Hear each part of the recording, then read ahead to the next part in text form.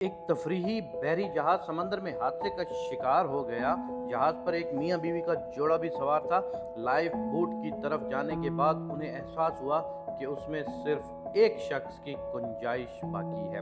उस वक्त उस शख्स ने औरत को अपने पीछे धकेल दिया और खुद लाइफ बोट पर छलांग लगा दी। खातून ने डूबते हुए जहाज पर खड़े होकर अपने शौहर से एक जुमला कहा। यहाँ उस्तानी ने तवक्कुफ किया और पूछा, आप लोगों का क्या ख्याल है कि वो क्या बात चिल्लाई थी? ज्यादातर तलबा पुरजोश होकर जवाब दे रहे थे कि मैं तुमसे नफरत करती हूँ, मैं अब तक अंधी थी।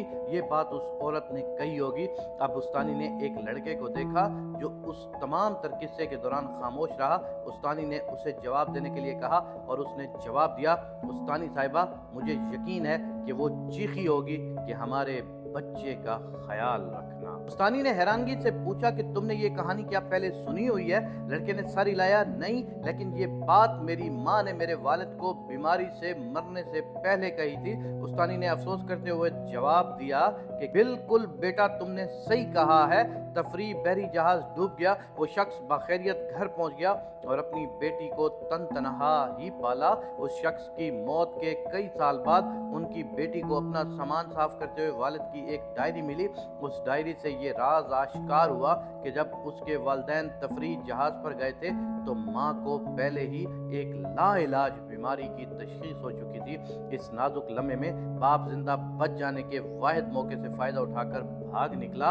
उसने अपनी डायरी में लिखा था, मेरी किस कदर तमन्ना थी कि तुम्हारे साथ समंदर की तह में डूब मरूं, लेकिन अपनी बेटी की खातिर मैं तुम्हें हमेशा के लिए समंदर की गहराइयों में अकेला रहने के लिए छोड़ आया। कहानी खत्म हो गई। क्लास में खामोशी छा गई। दुनिया में अच्छाई और बुराई का वजूद है, लेकिन इनके पीछे बहुत सी पेचीदगियां हैं जिनको समझना बहुत मुश्किल है। यही वजह है कि हमें कभी भी सिर्फ सतही हालात को देखकर और दूसरों को पहले समझे बगैर फैसला सादिर नहीं करना चाहिए। जो लोग खाने का बिल अदा करना पसंद करते हैं वो इसलिए नहीं करते कि वो दौलतमंद है, बल्कि इसलिए कि वो दोस्ती को पैसे पर तरजीह देते हैं। जो लोग काम में पहल करते हैं वो इसलिए नहीं करते कि वो बेवकूफ़ हैं, बल्कि इसलिए कि वो जिम्मेदारी के तसव्वुर को समझते हैं। जो लोग झगड़े के बाद पहले माफ़ी मांग लेते हैं वो इसलिए नहीं मांगते कि वो गलत है, बल्कि इसलिए मांगते हैं कि वो अपने इर्द गिर्द के लोगों की कदर करते हैं। जो लोग अक्सर आपको मैसेज करते हैं ऐसा इसलिए नहीं करते कि उनके पास करने के लिए कुछ बेहतर काम नहीं है, बल्कि इसलिए कि आप उनके दिल में बसते हैं। एक दिन हम सब एक दूसरे से बिछड़ जाएंगे। हम हर मौजू और मौके के बारे में गुफ्तगू को याद करेंगे और इन ख्वाबों को जो हमने मिलकर देखे थे, दिन महीने साल गुजरते जाएंगे, यहाँ तक कि ये राब्ते नायाब हो जाएंगे।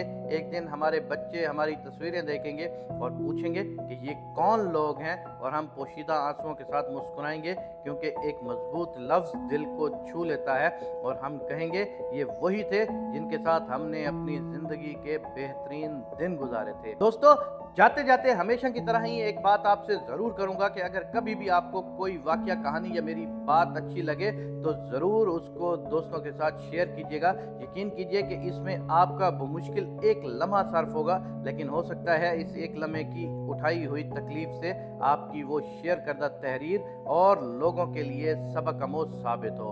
अल्लाह तबारक व तआला से ये दुआ है कि अल्लाह तबारक व तआला हमें नेक बनने की तौफीक इनायत फरमाए और नेकी बांटने की तौफीक इनायत फरमाए। आमीन या रब्बुल आलमीन।